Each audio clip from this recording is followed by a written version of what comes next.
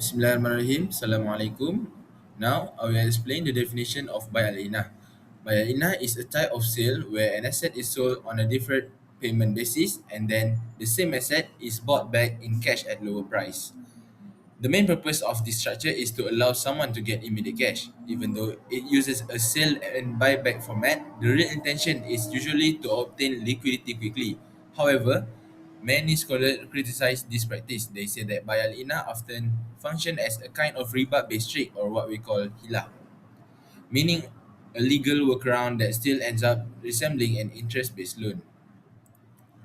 Next, I will explain the process of buy al-ina. First, the seller, party A, sells an asset to the buyer, party B, on a different payment basis. This means party B will pay A later at a higher price. Step 2. After the sale, buyer B becomes the owner of the asset even if only for a short period. Then buyer B immediately sells the same asset back to seller A, but this time for cash and at a lower price. As a result, buyer B receives immediate cash, while seller A earns a profit from the deferred payment that will be paid later. So, in summary, the process involves two sales, one deferred and one cash, designed mainly to provide instant liquidity. Okay, now we'll move to the slide definition of tawarruq. Okay, as you can see at the slide, tawarruq is an Islamic finance concept where a person purchases a commodity on deferred payment and then sell the same commodity to a third party for a cash at a lower price. The purpose is to obtain liquidity, which is cash, in a Sharia compliant way without engaging in interest, which is riba. In simpler way, in simpler word, tawarruq equal to buy on credit and then sell to someone else for cash, and after that get immediate money while still owing the deferred payment. And now we'll move to the next slide, which is a process of the tawarruq. I will explain to you step by step. For the first point, which is number one, customer request financing. The customer want cash and applies for tawarruq financing from the Islamic bank. And then number two, bank buys a commodity. The bank purchase a Sharia compliant commodity, usually metals, from a broker. And then number three, bank sells the commodity to a customer. Bank sold at a higher deferred price to be paid in installment. Ownership is transferred to the customer. For number four, customer sells the commodity to a third party. The customer then sells the same commodity to another broker for a cash at a lower spot price. And then number five, customer receive cash. The third party pays the customer cash immediately. And then lastly, customer pay installment to the bank. The customer pays the bank at the deferred payment over time. So, I want to talk about the validity of inah. So, inah is a sale and buyback contract where a person sells an asset on deferred payment and then immediately buy it back for a lower cash price, usually to obtain instant cash. So, the Shafi'i school considers inah valid as long as both sales are done separately and no explicit buyback condition is mentioned. They judge contracts based on their outward structure. So, if the pillars and conditions of sale are fulfilled, the contract is legally acceptable. This is why early Islamic banking in Malaysia used inah widely. On the other hand, the majority of scholars reject inah. The Hanafi, the Maliki scholars and the Hanbali schools argue that the contract functions as a legal trick to obtain a cash loan with additional repayment, making it similar in substance to riba. It seems like riba is a hilah.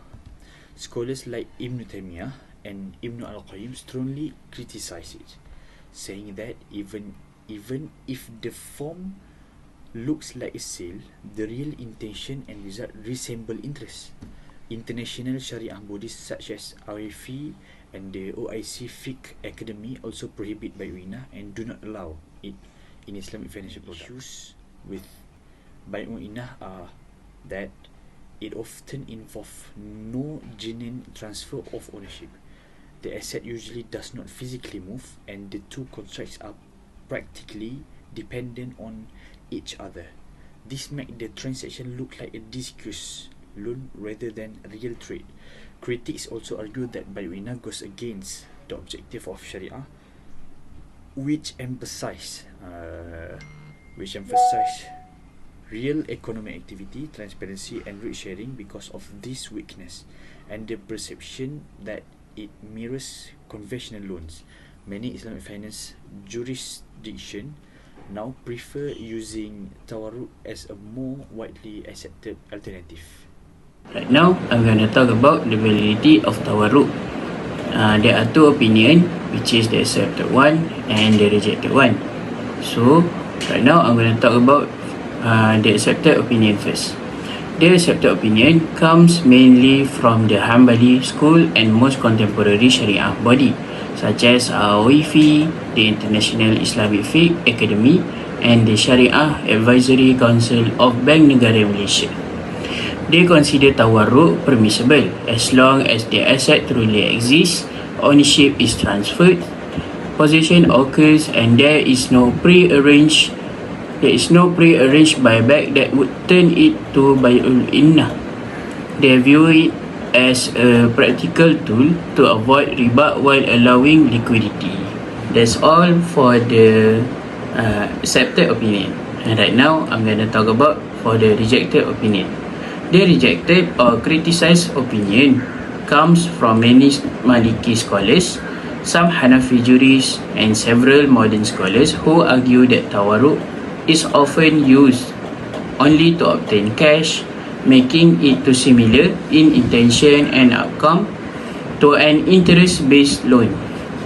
They also criticize organized tawarruq in banks because the customer never intend to use the commodity and the structure becomes a legal trick that imitates riba.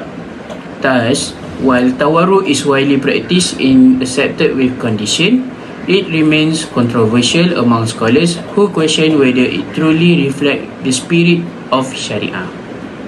For the conclusion, in Malaysian Islamic finance, tawarruq is widely accepted as Sharia compliant because it involves genuine separate sale contract and is supported by most scholars from Hanafi, Shafi'i, and Hanbali schools, making it the preferred structure.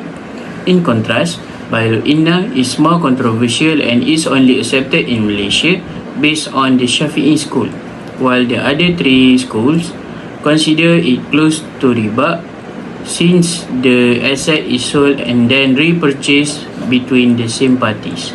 Therefore, Malaysia permits Bai'ul Inah with strict condition but increasingly encourage the use of tawarruq, which has stronger global acceptance.